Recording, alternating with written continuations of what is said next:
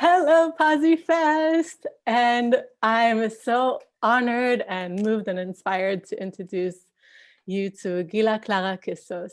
And I don't think I could say enough about you. So I want you to give us a few words about who you are, so people will just have an idea. And then I'll just ask you to share with us your story. Hello, Fest. Hello, Shalavi. Thank you so much for having me.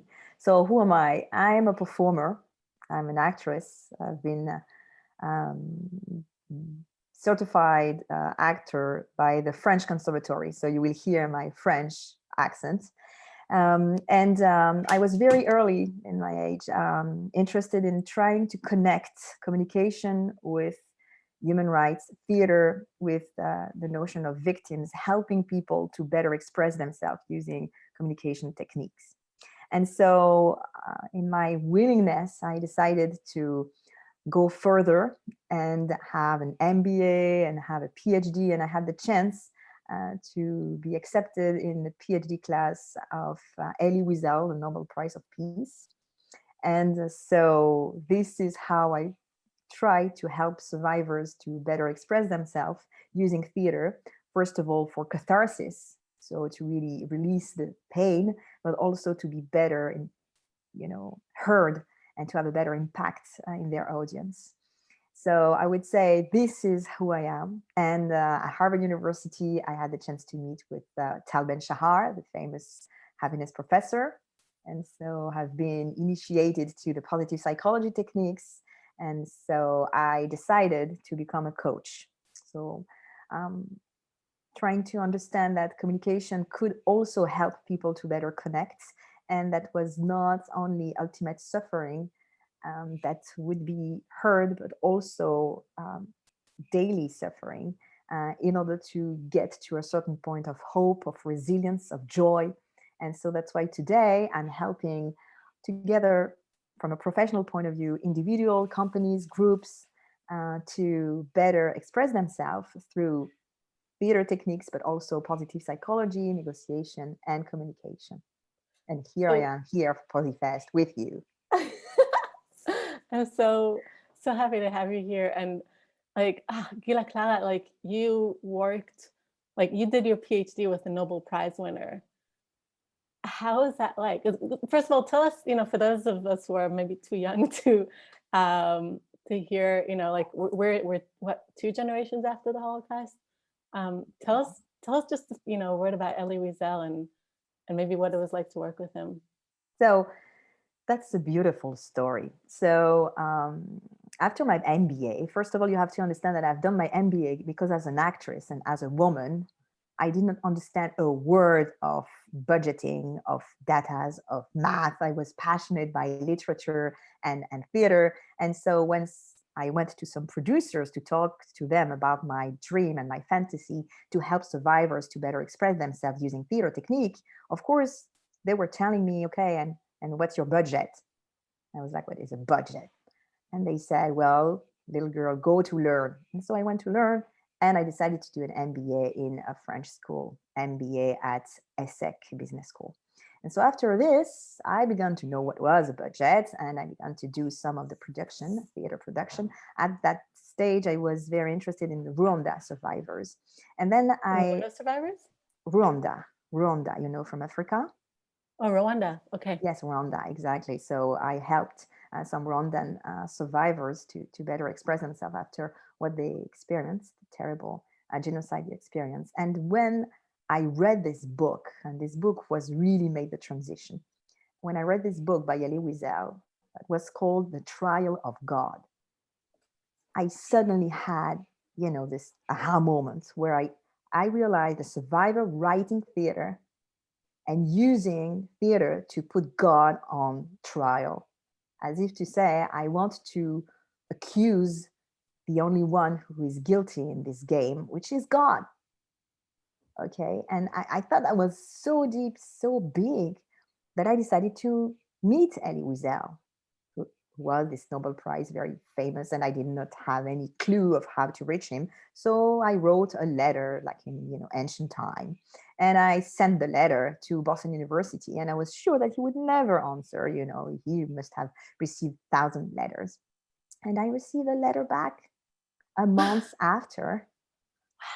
And Elie Wiesel was telling me, I wrote many plays and I would be honored for you to come to work with those plays in my archives if you want to do a PhD with me. So Elie Wiesel wrote plays that he didn't produce yet, and he was like, just come on over. Exactly. And Wow. that was really the chance of my life. So if you were to ask me how was the first meeting with Elie Wiesel, I would say that was out of chutzpah, chutzpah, which is like this type of crazy energy that comes up and saying, well, let me dare this.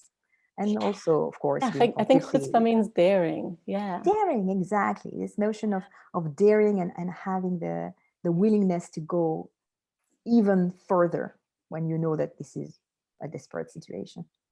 Wow. I always kind of translate chutzpah as nerve, but I think daring is such a better one. Daring is better because it's more Yeah. natural and it's also more normal. Nerves would be Yeah. more like guts. And I think chutzpah is not only physical, it's also psychological. You know, there's this thing called it's a Kabbalistic phrase.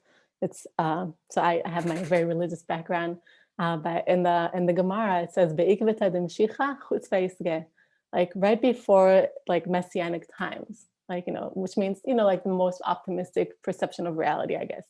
Times are always getting better, but like as those times begin, there'll be more chutzpah in the world. And don't you think that with COVID, this is what we need? This is what we need, because chutzpah is also, for me, such a testimony of life energy, something that is within yourself and that give you the thirst, the joy of living. Chutzpah is really, in fact, creating action out of nothing simply by the willingness to basically to perform something in this world. So yes, we need chutzpah in our time, definitely. And I think that's when I first met you at the play that you directed. Mm-hmm. Definitely. I remember well this beautiful woman with beautiful hair, and we were connecting directly because there is this type of creativity that is a beautiful link between us. Oh, thank you. I remember, God, I'll never forget when you told me about the phone call that you had um, with your mom. Do you mind sharing it again? It's just such a great one. Okay, yes, yeah, with great pleasure. So this is the first phone call I had with Elie Wiesel. Is that correct? So that's a very funny story. So funny and sad a little bit for me. But so the first time I should have met Elie Wiesel, I got a car accident. I was crossing the street and I was basically hit by a car. Wow. Yeah. And I so didn't. is it the Okay. story that you want me to say, or is it Just another story? go on. You're hit by a car. Okay, Okay. we'll see. I promise you, I will tell you another story if I give you another story. So I was hit by a car and I went to the emergency. And at that time, I was not talking the beautiful English you're hearing me. I was most talking like this. And so when the emergency car came, I said, don't put me to the hospital. I don't have money. I don't have money. So that was very funny. People would make fun of me, of course. And I went to the hospital. And then at the hospital, I was keep repeating in my French accent, very bad. Um, I need to meet Elie Wiesel. I need to meet Elie Wiesel. And people were just looking at me and saying, what is Elie Wiesel? It is very weird. Why is she talking about? And so I was very, not taken seriously, to a point where they laid me down, somewhere in the emergency room. And so I was by myself, miserable. It was hurting all over the body. And at one point, the nurse came to me and just gave me the phone. And she said, Elie Wiesel is asking to talk to you. And I was like, yeah, I told you, Elie Wiesel. And then I took the phone and I spoke to Elie Wiesel, who was waiting for me, in his office. And of course, why not, having me Wow. come, he was wondering what's going on, and he heard about the hospital situation. And that was the first time actually I met him. And so the first time I physically met him, I was in a wheelchair. So that was also very, very interesting because I Wow. wanted to be very discreet when I first met, with this wheelchair. And in fact, I remember because I had this wheelchair, I couldn't go in the regular room, in the regular door. So I had to go through the door of the professor. So I try, to come and be very discreet. And then Elie Wiesel, Nobel Prize, turned to me and be, please take my seat. And so I had to be in front of the entire amphitheater. And I was like, oh, I hate myself. Everybody looked at me and be like, you're so jealous. She must be this French girl who pretended to have an accident to have the place of the professor. So that was very, very interesting to live. Very interesting time Oh to my live. Yeah. God. That is actually not the story that I was asking about, but that's better. Okay. Well, It just, you will tell me the story. You will tell the story. oh no, just I think it's the first time you got a phone call from him. And you're like, Mom, it's Elie Wiesel. And he's Oh, like yeah. spewing, and he's like still on the phone. Oh, yes, yes. Oh, I love this story too. Yeah, yeah. Well, I had lots of very funny story with Elie Wiesel. He was someone, that's what we do not understand regarding people who survive terrible traumas. He had such humor, and he had the capacity also to smile and laugh about himself. And this is also what is very interesting is by being close to this type of population, you learn so much about taking distance and always to have the capacity of transforming the reality into something creatively humorous. And that is a big step to heal. This is what I learned from Elie Wiesel, definitely. Oh God. It's just I just like every time I talk to you, I'm just like I just get so moved by your experiences and um yeah and I don't have I've probably seen Elie Wiesel once, but um yeah. So for the viewers who've been kind of watching until now and being like, okay, tell us.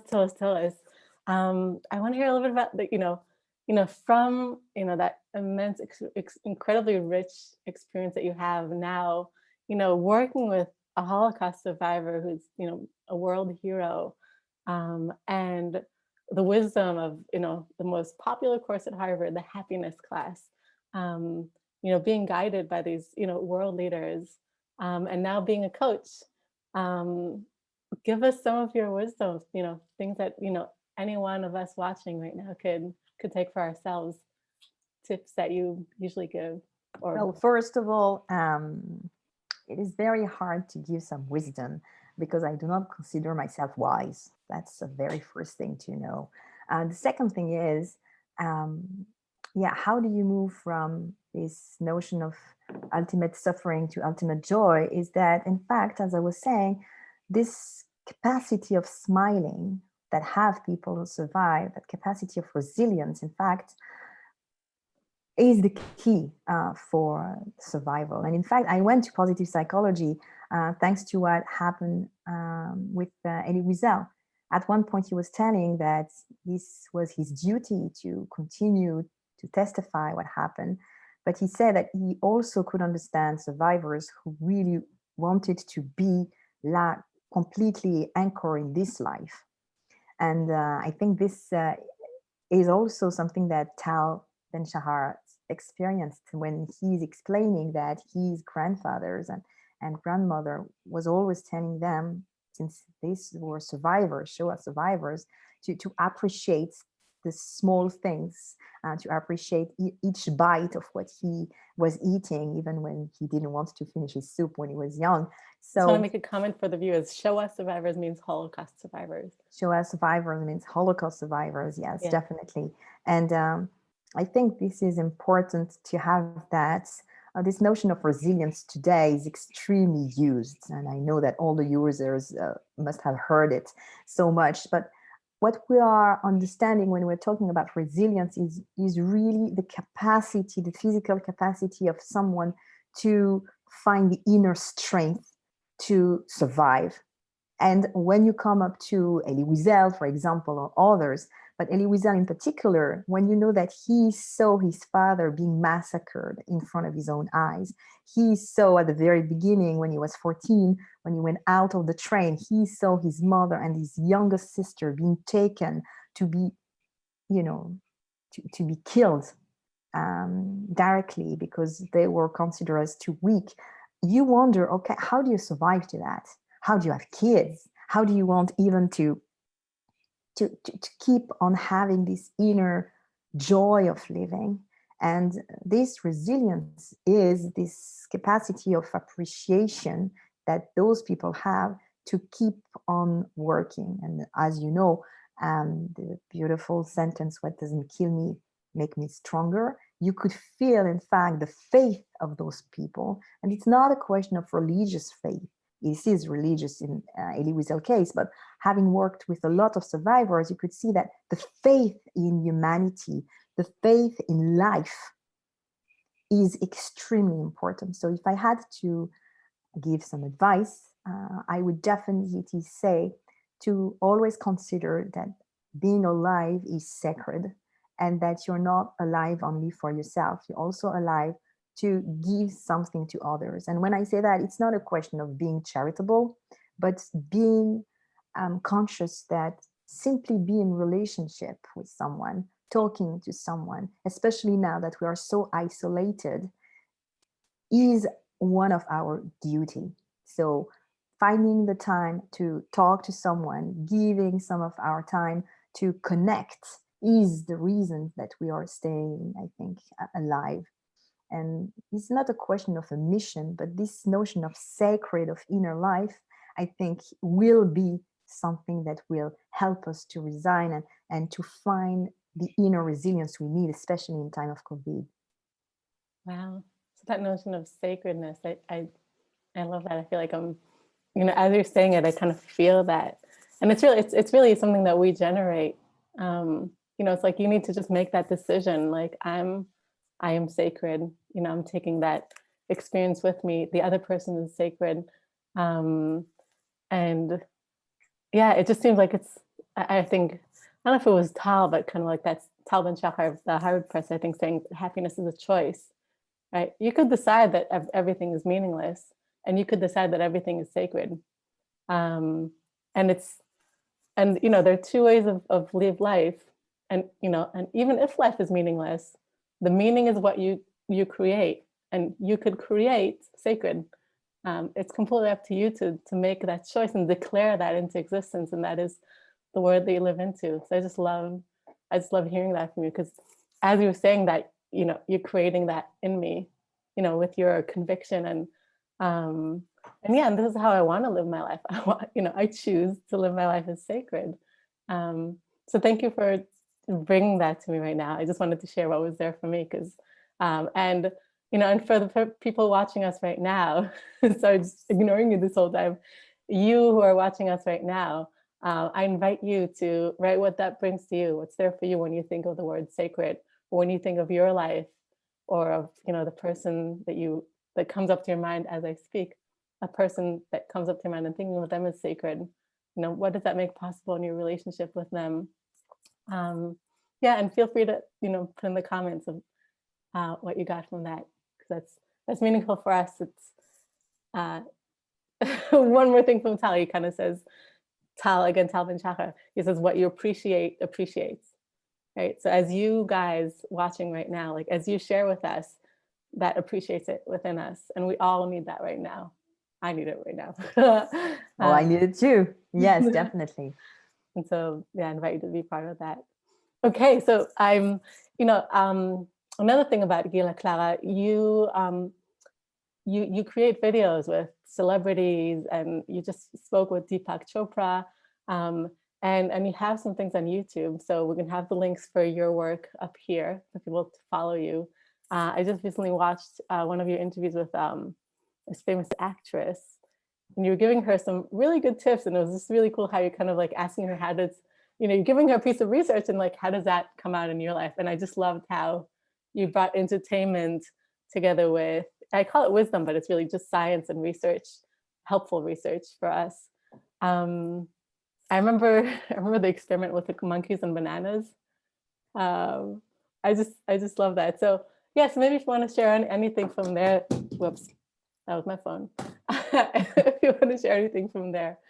Well, yeah, with great pleasure. Well, in fact, theater is still, I would say, the essence, the core of my existence, and I deploy it through a variety of activities. I have really four directions of my work. One is the teaching, and of course, I keep on teaching even in time of COVID through the you know.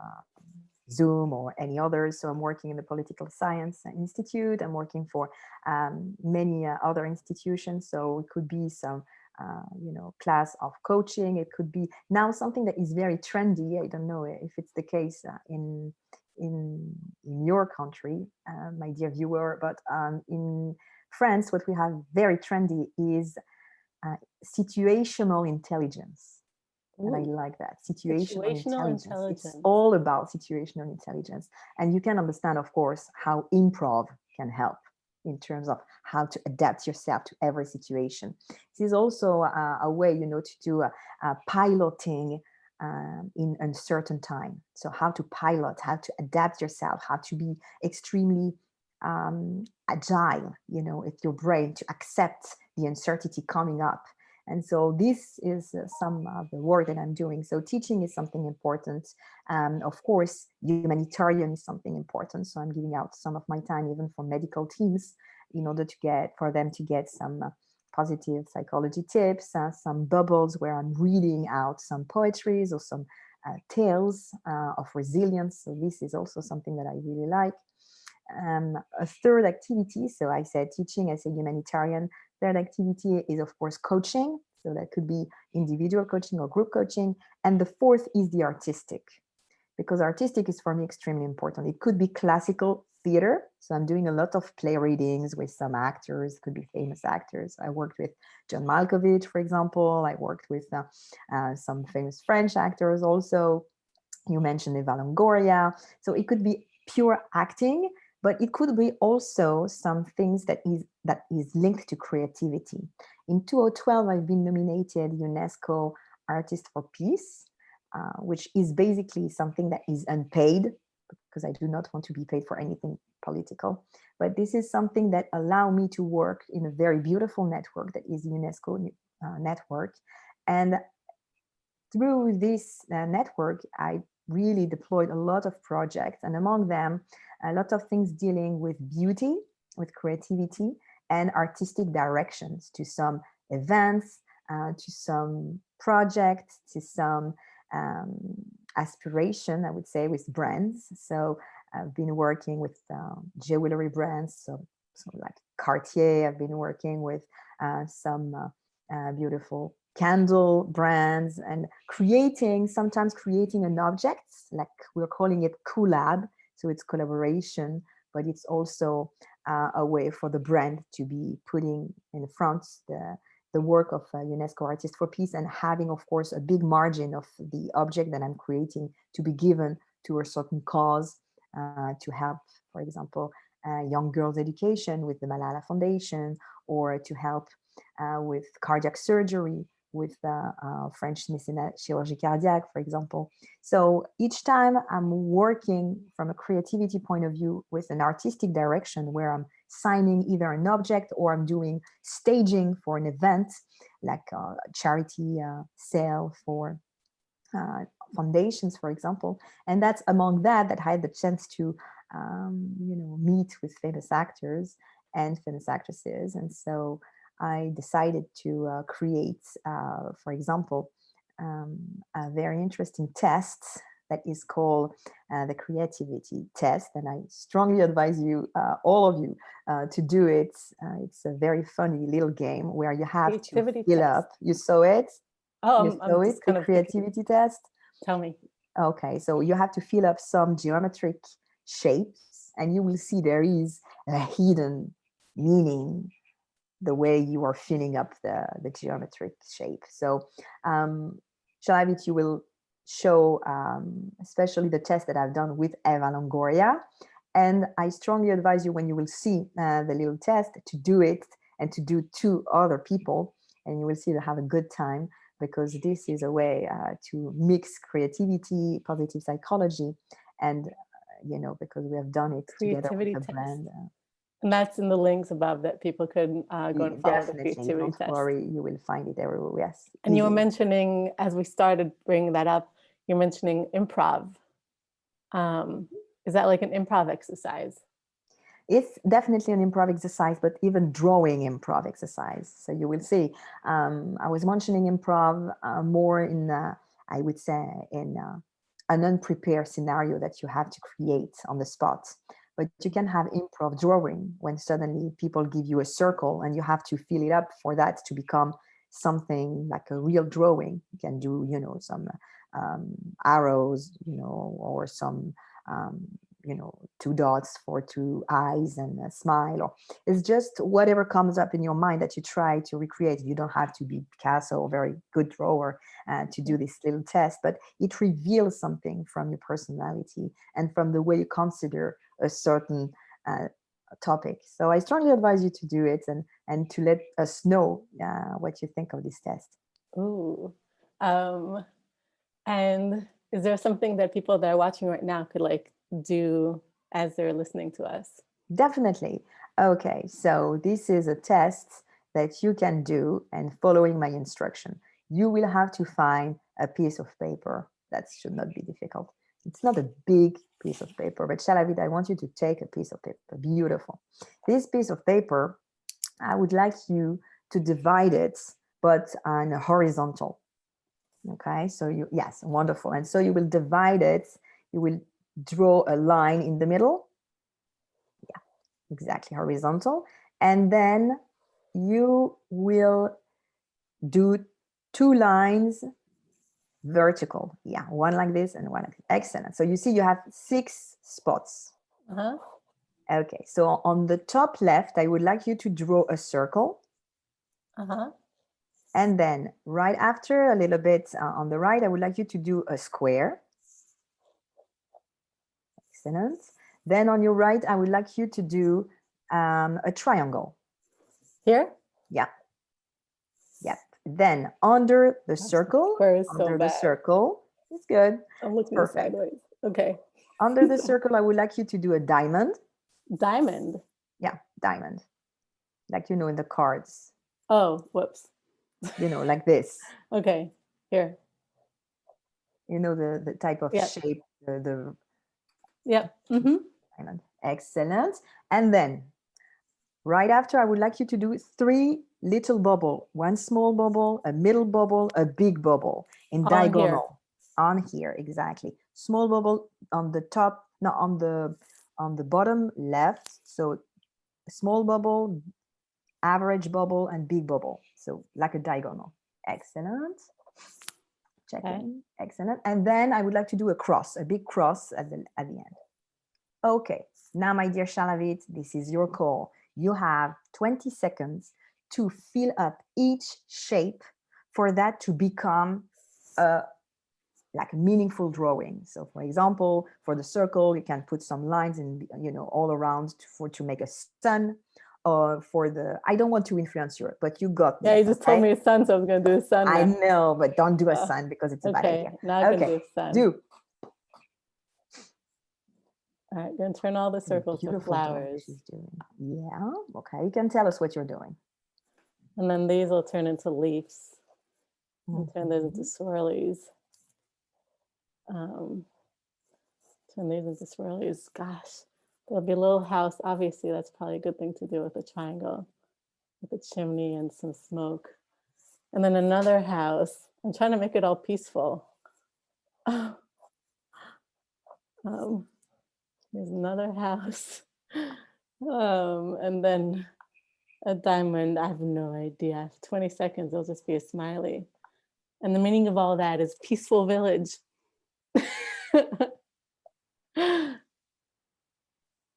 I still have more time? Mm-hmm. Goodness.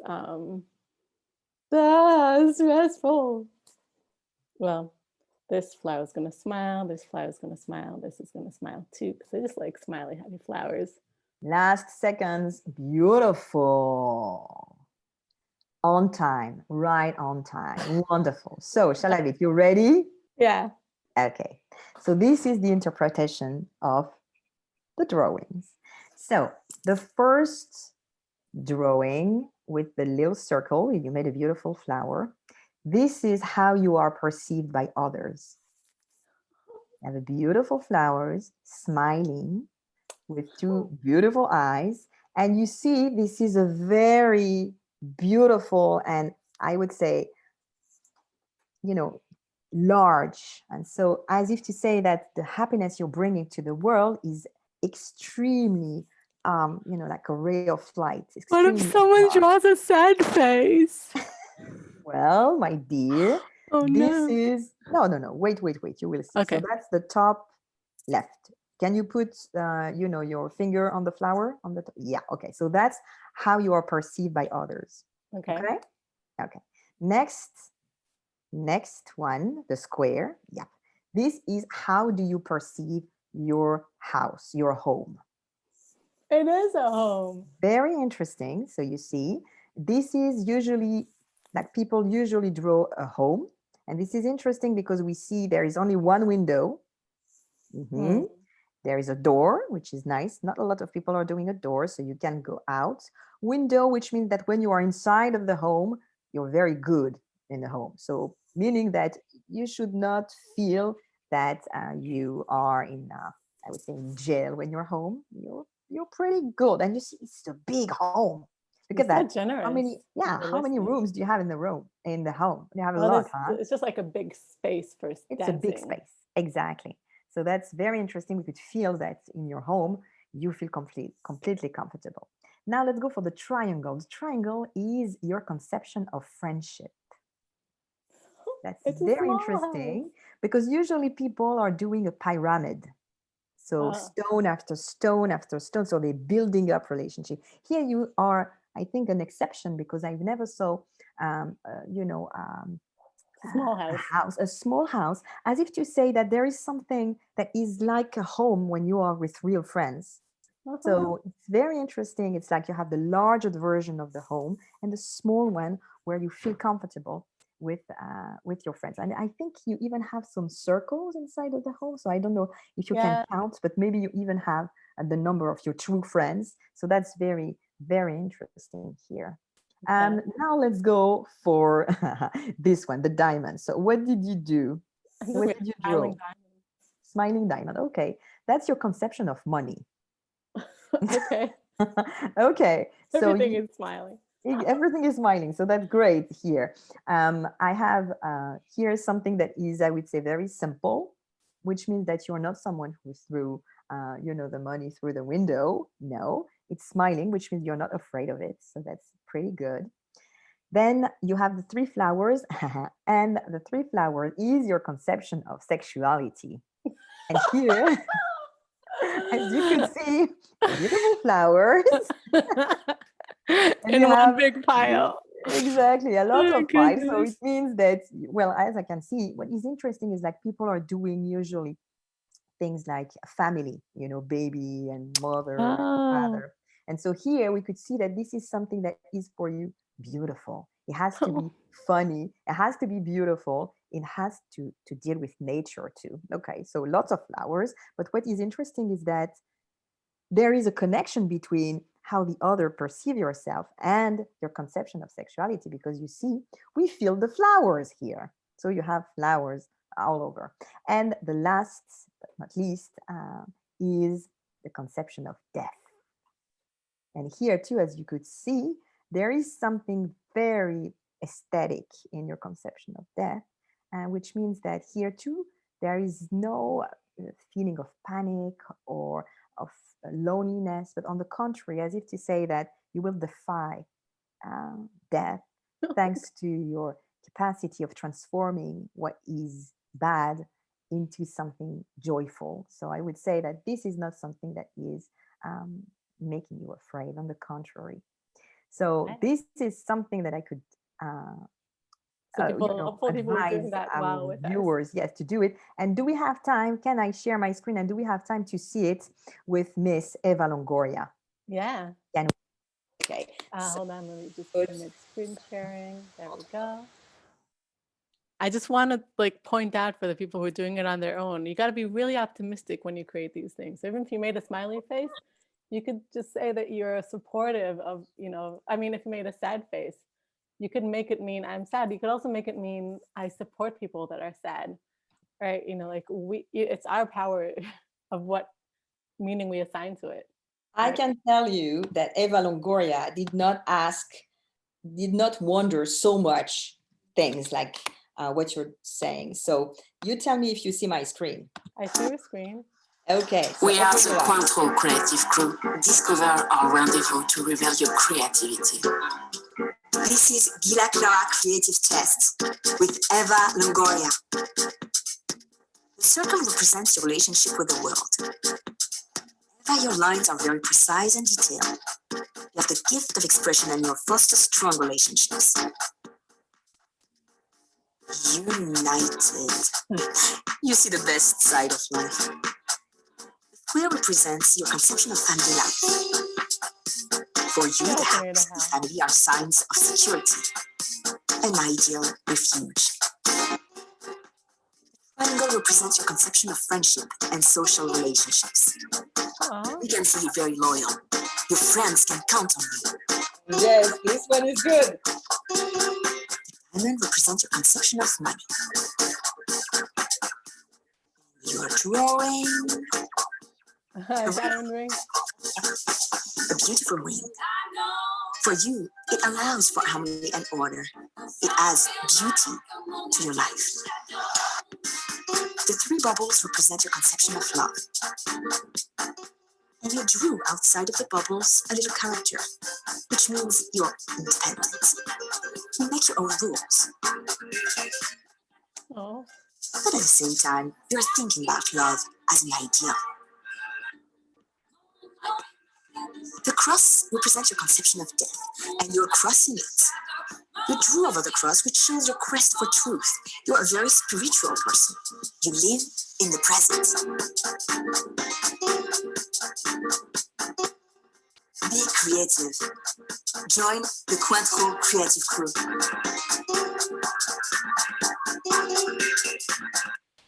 Oh. Okay, so as you see, I made a very short version for you because we do not have time. When you have more time, and I strongly advise you and all our viewers to do it while they were doing some, even things when they have to do it through Zoom. And when you have a little more time, you ask the person to put a word. Exactly. And so you have a better sense of everything. And so you see, I got even further because for you, I didn't say your conception of the world, but the way people are seeing yourself. And I even went to the sexuality part where I had to say the love.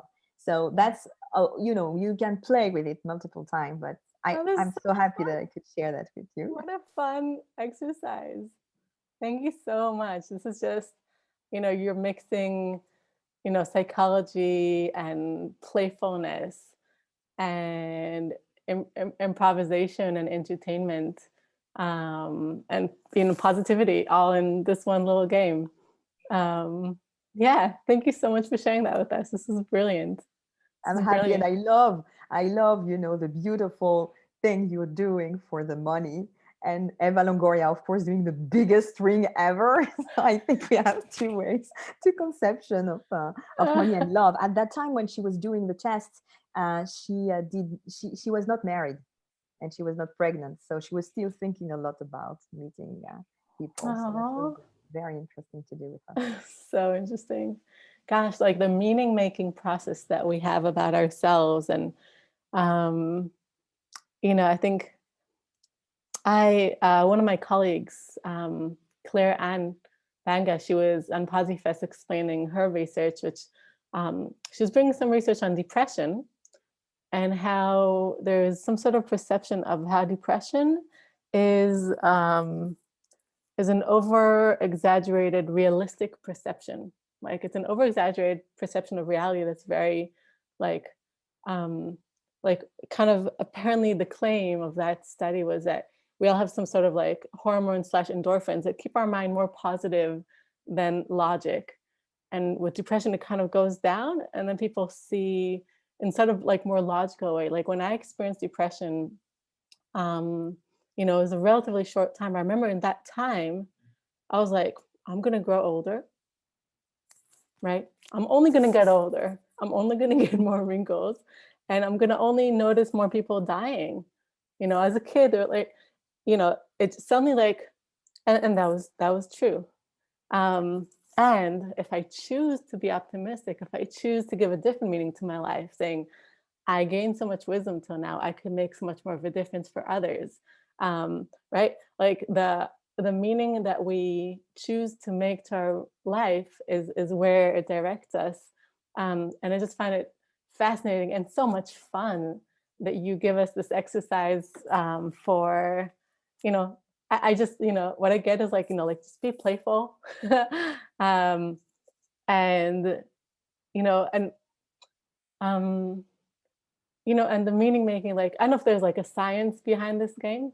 I don't know. Is there specific research behind this game, or is it more of an improv So experience?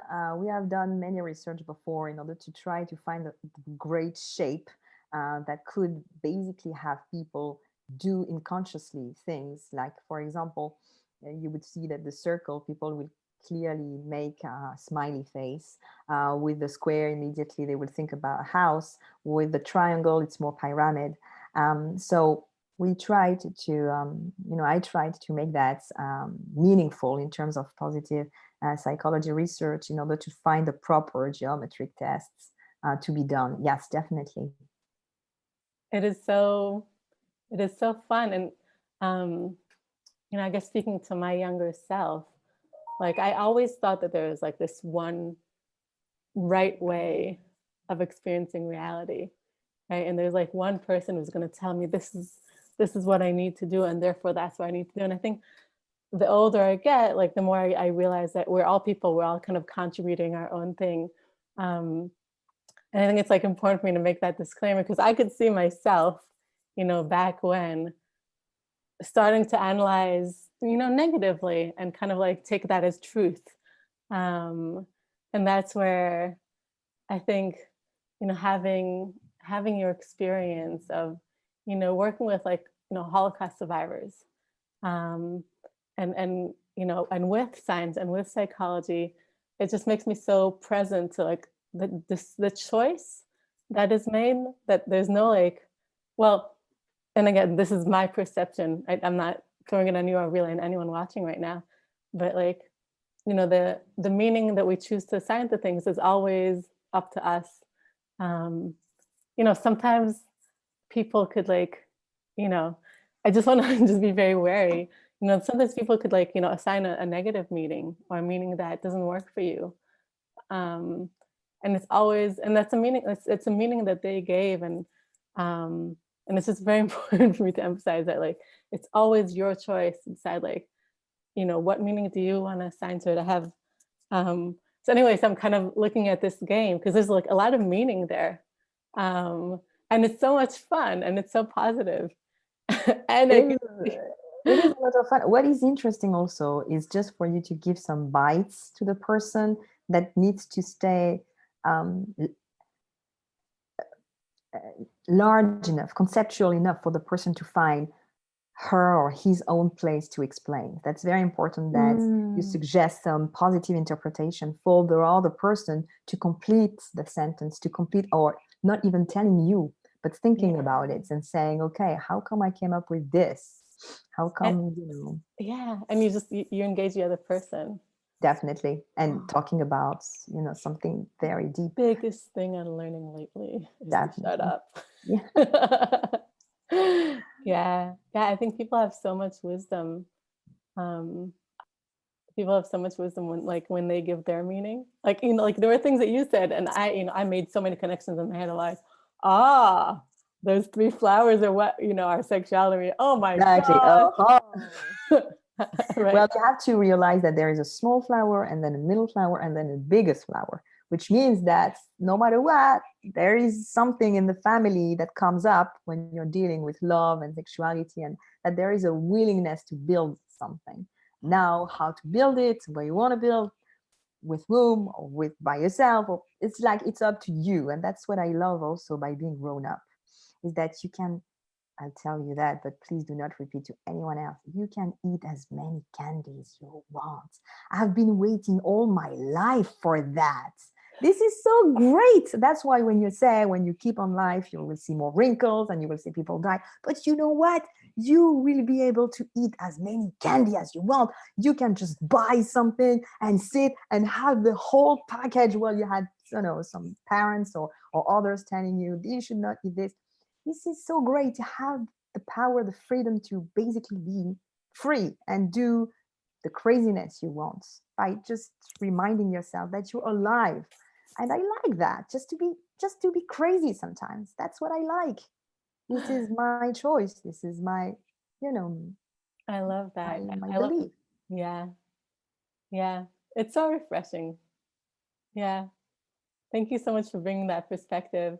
I remember I was watching your interview with Tal Ben-Shahar, the Harvard professor, and you know, and you're playing this, you know, this game that, you know, it kind of occurs as like, you know, almost out of his comfort zone.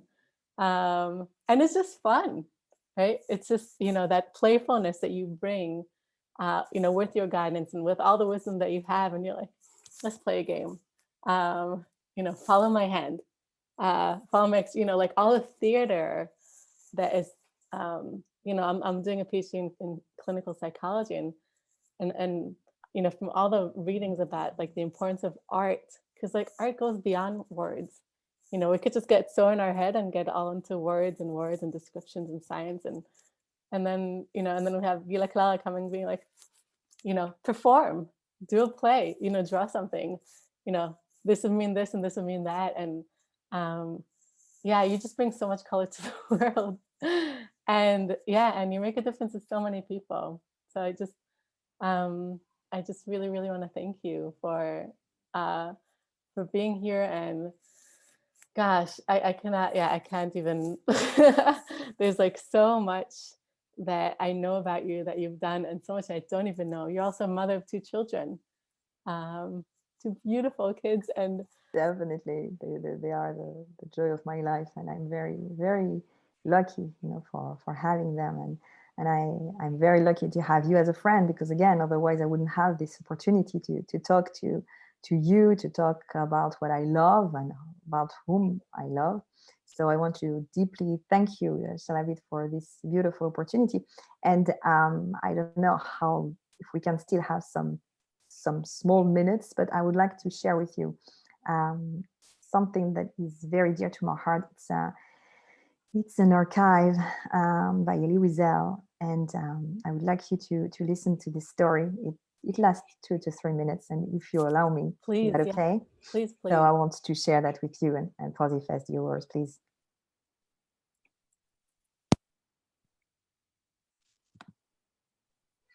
You see my screen? Yes.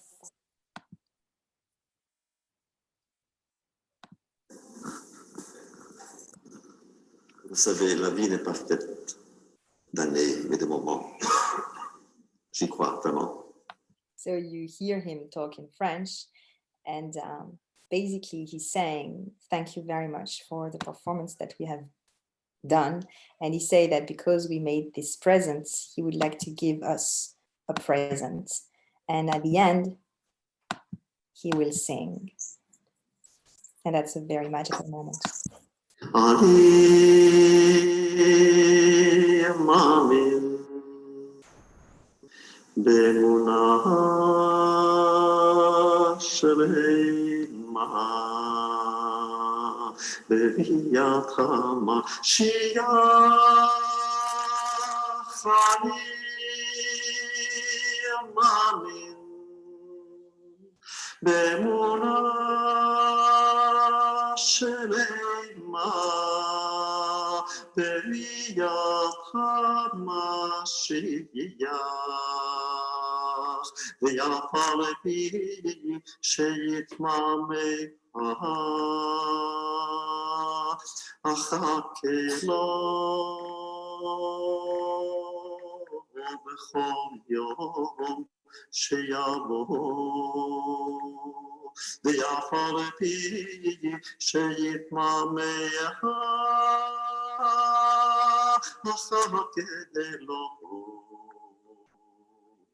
בכל יום שיבוא. אני מאמין באמונה שלמה בביאת המשיח. אני מאמין באמונה שלמה.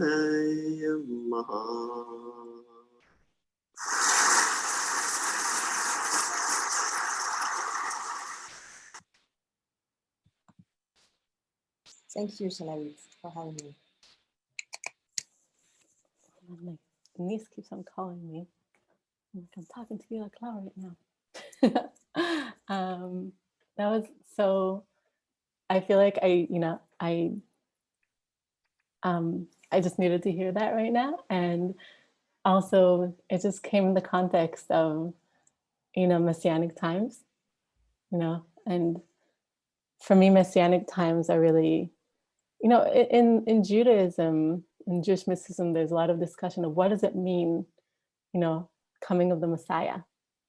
Is that a person, right? Maimonides says it. I think Maimonides claims it doesn't refer to a person, but actually a time. And I think Rav Kook as well. That kind of like a time where our, lions are going to be able to just sit with goats because they're not hungry. And the Jews could sit in their land and just learn because they're not busy with war. And for me, it's like an analogy for the world. And I think, it's an analogy of a world that works for everyone, a world where people get what they need. And we have time to spend on this, on growth, on these kind of discussions, on taking ultimate suffering, turning it into ultimate happiness by playwriting and by performance. And I just feel deep in my bones, Guila Clara, and there's just such a beautiful way of creating that and bringing, that sentence that came up to me before of like, and towards Messianic times, we're gonna have more chutzpah. Definitely. And you said the word chutzpah is brave? Daring. Daring. I love that so much. I really want to bless everybody watching right now with daring, daring to live the life that you want. Right? There's like so much, we have so many circumstances that, we will have always all the circumstances, all the excuses to not live the life that we want. This happened to me when I was a kid, Corona, but like at any point we could choose, to be, what was that word you said again? Sacred? Yeah. Yeah, we could always choose to be sacred, no matter what happens, and be playful, right? And just by who you are, you just shine and inspire. And I'm just so I'm so privileged to share you with our community, and invite you to our community. Like I'm going to share more of Guila Clara's videos here on PosiFest, and hopefully have more of Guila Clara here. But just thank you for your immense work in the world and creating, being a huge that was what Elie Wiesel was singing, the Messianic Times, that he strongly believes in. That was a statement. Definitely. Thank you, Shalavi. Thank you, PosiFest. I love you guys a lot. And be strong, because the best is to come. Amen.